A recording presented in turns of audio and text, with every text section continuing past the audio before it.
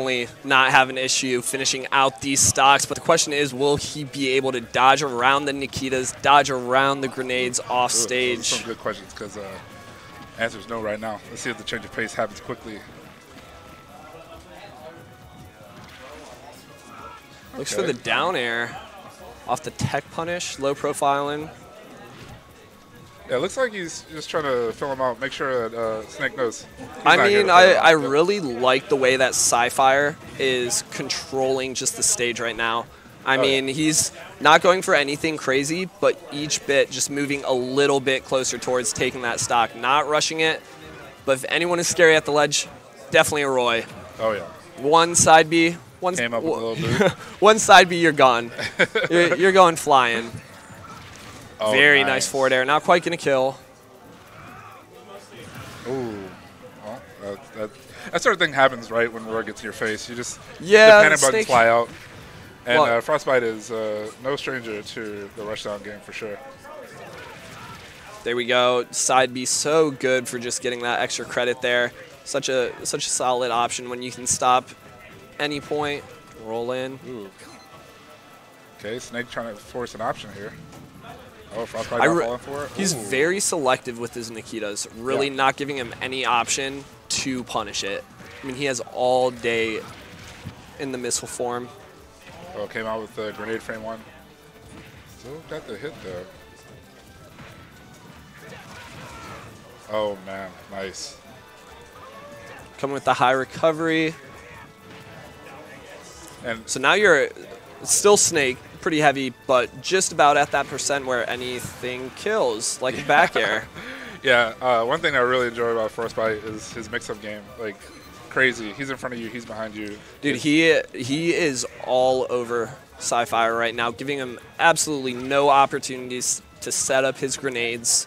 Gets one down. That was probably one grenade in the past 20 seconds. For a linear character, he really makes the mix-up game impressive, right? Like, you wouldn't expect so much, just so much shenanigans from Roy. And he makes it seem like he's the one holding grenades. You know? Yeah, I mean, Roy is a crazy micro-spacing character. I mean, even though Crom is typically thought of the spacer, kind of just getting nice neutral air to clean that up, keep out the lingering hitbox. But yeah, really finding the right spacing like that. That was beautiful spacing on that forward smash to get that sweet spot and kill. But yeah, no, every time he hits the deck, he techs, he's all over him. It's tough. I wanna see what else Scifire can pull out. I think he still has a lot of time to adapt. Get used. I think he needs to get a little bit stronger, getting off the ledge. Like I said, I don't think no tag gave him quite enough of that in the last series, and Roy being that character. Switches Pokemon Trainer. I think this is a good move. I didn't think he was going to be able to keep up with Roy's speed here. Just overwhelmed, but gives him something to fight back with. Yeah, it'll be interesting to see how the Squirtle comes into play here. I don't know. The setup game by Ivysaur seems to be very similar to the Snake, so I think Roy may still have that number, but we'll see how Squirtle and Charizard can really mix things up for him. Squirtle is really awkward for Roy, just being that he is so small, kind of hard to sweet spot him. You know, a lot of awkward sour hits that throw off the combos that you want. But Frostbyte makes quick. Wow. Ooh, I am so sorry that I just jinxed that. Made quick work of the Squirtle, but Bulbasaur was here to stay. Flare Blitz back. Move is surprisingly safe. Very nice jab into the. Yeah. See, most players would have just stood in place and gone for the forward smash. Yeah. Dashes to the other side. Very clean. Keeps them moving. This guy's running marathons out here.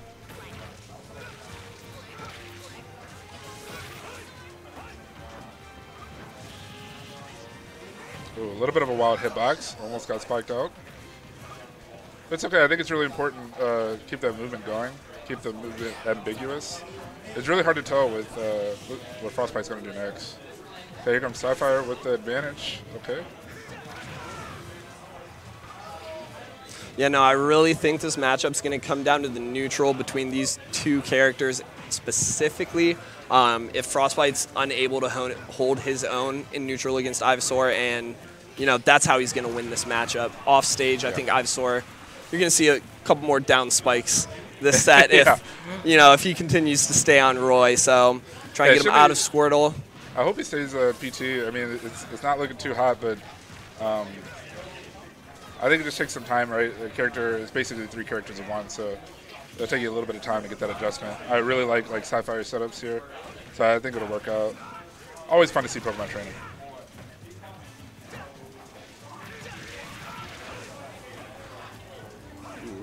I mean, honestly, Frostbyte is just kind of reading through every one of these punishes that he wants. He knows what Scifire is looking for. He knows he wants the down throw, up B, up airs, whatever he can get.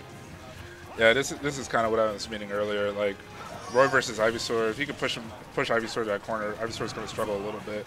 Unless he throws out a crazy dare and gets a really nice spike, it's going to be a tough situation and a disadvantage.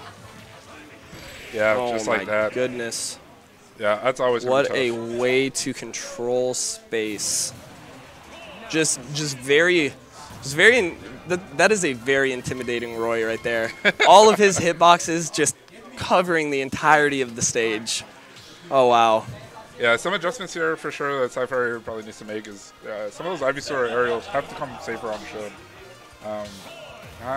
Wasn't looking too Let's see what he is thinking. Going back to the Snake after one PT game. I think he should stay PT. I think at that point when you start hopping back and forth game to game, you're starting to get inside your own head. You gotta be confident with who you're picking, who you're playing. But let's see if you can bring a little bit different strategy here. Yeah, let's see if Scifire can bring some of the heat. It's not. Starts over a couple dash attacks, shows him that he. I mean, at the way these games are going, you would not know that Snake is a projectile character. That is just how quick Roy is. How fast Frostbyte is playing him right now in these grand finals. He must be trained by Doc Lewis, Little Mac coach. Whoa. Beautiful.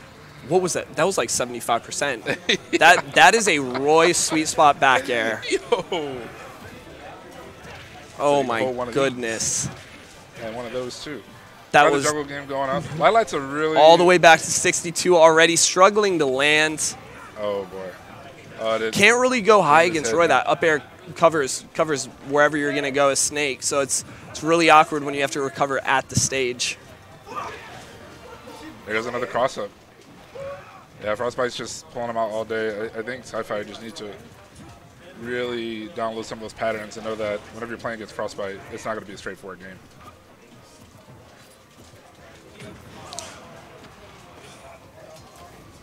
That's what I like to see. Oh my, nice up tilt. Keeping composed, I mean, oof, but it is tough. So tough, so tough. That you just. Roy at the ledge. I mean, I genuinely think he's one of the best characters in this game. Just to get such low early kills off of just single straight hits. So easy to clean those off. Yeah, I would like to see some of this also from Scifire too, right? Like, if he gets Roy off the stage, he should really be pushing that advantage. But it's just so hard. Roy's so oppressive. Well, he's too, to me, I haven't really seen much of an effort to, get his Nikitas out. One, because of how quick Roy is, it's hard. He's going to find those windows to punish it if you take those options, and he's not able to win neutral to get him off stage to have the time to set those up. I like that. He's putting a C4 on the platform. Ooh, maybe. Very. That is, well, that was a quick there grand we finals. go. Probably the quickest in the universe. And that is your champion, your grand